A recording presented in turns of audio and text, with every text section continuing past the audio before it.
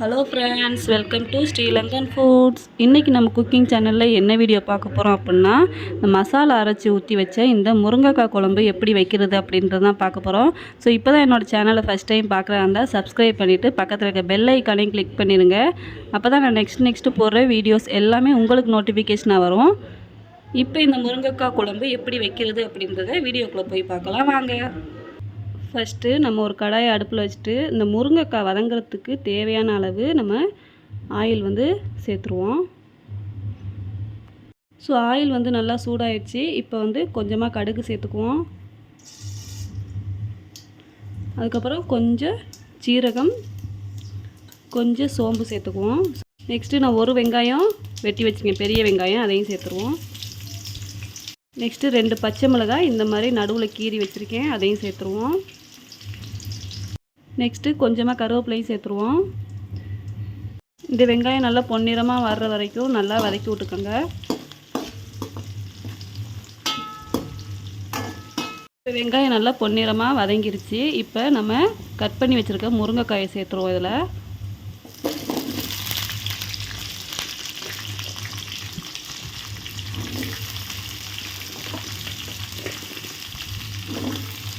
இப்போ இந்த முருங்கைக்காய் எல்லாத்தையுமே நல்லா இந்த ஆயில்லையே நல்லா வதங்க விடணும். ஸோ எல்லாத்தையும் நல்லா மிக்ஸ் பண்ணிக்கோங்க.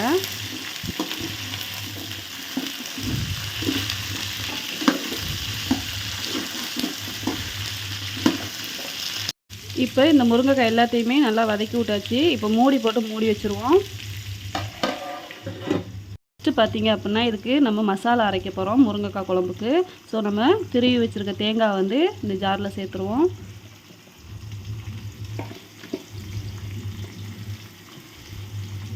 நெக்ஸ்ட்டு பார்த்திங்கன்னா ஒரு 10 பல்லு பூண்டு சேர்த்துருவோம்.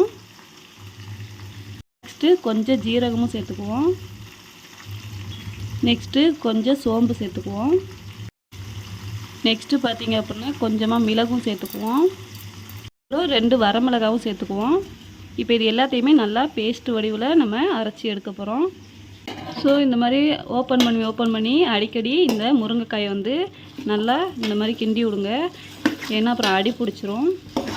இந்த மாதிரி நீங்கள் பண்ணும்போது எல்லா முருங்கைக்காயுமே நல்லா வதங்கிடும் இந்த எண்ணெயில்.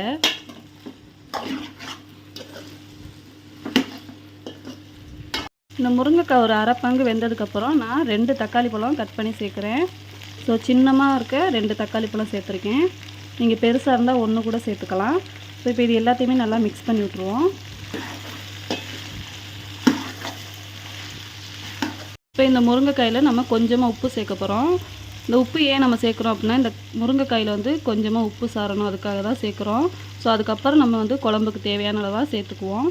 இப்போ கொஞ்சமாக சேர்த்ததுக்கப்புறம் நல்லா மிக்ஸ் பண்ணி விட்ருவோம்.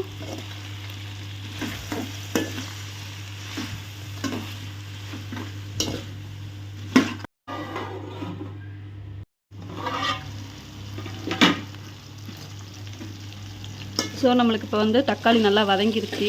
இந்த டைமில் நம்ம அரைச்சி வச்சுருக்க இந்த தேங்காய் விழுதை சேர்த்துருவோம்.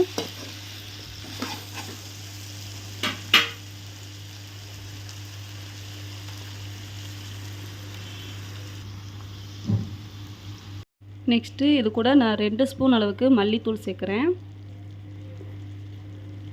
உங்களுக்கு குழம்பு எவ்வளவுக்கு எவ்வளோ அதிகமாக வேணுமோ அந்த அளவுக்கு நீங்கள் மசாலா சேர்த்துக்கிட்டால் போதும்.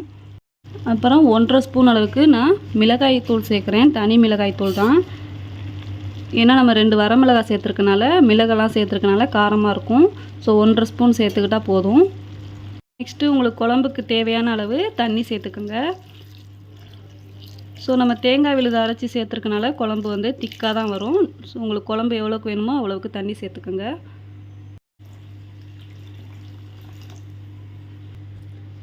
இப்போ இந்த குழம்புக்கு தேவையான அளவு உப்பும் சேர்த்துக்குவோம். ஸோ ஃபஸ்ட்டே நம்ம முருங்கைக்காய்க்கு தேவையான அளவு உப்பு சேர்த்தோம். இப்போ குழம்புக்கு தேவையான அளவு சேர்த்தாலே போதும். எல்லாத்தையும் நல்லா மிக்ஸ் பண்ணி விட்ருவோம்.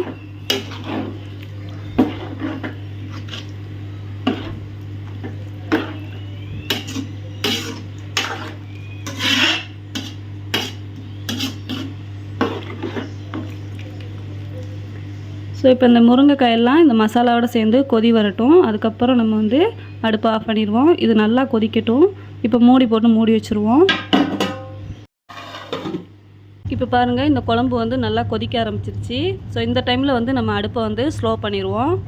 ஸோ ஸ்லிம்லேயே இருந்து கொஞ்சம் நேரம் கொதிக்கட்டும். இப்போ பாருங்கள், இந்த முருங்கைக்காய் குழம்பு ரொம்பவே அருமையாக ரெடி ஆயிடுச்சு. ஸோ அவ்வளோ ஒரு வாசமாகவும் இருக்குது. ஸோ நீங்கள் இந்த மாதிரி நீங்கள் வந்து ட்ரை பண்ணி பாருங்கள். மசாலா அரைச்சி ஊற்றி முருங்கைக்காய் குழம்பு வந்து வச்சு பாருங்கள். இந்த வீடியோ உங்களுக்கு பிடிச்சிருந்துச்சு அப்படின்னா லைக் பண்ணுங்கள், கமெண்ட் பண்ணுங்கள், ஷேர் பண்ணுங்கள், சப்ஸ்கிரைப் பண்ணிவிட்டு கூடவே பக்கத்தில் இருக்க பெல் ஐக்கானையும் கிளிக் பண்ணிடுங்க. அப்போ தான் நான் நெக்ஸ்ட்டு போடுற வீடியோஸ் எல்லாமே உங்களுக்கு நோட்டிஃபிகேஷனாக வரும். தேங்க்யூ.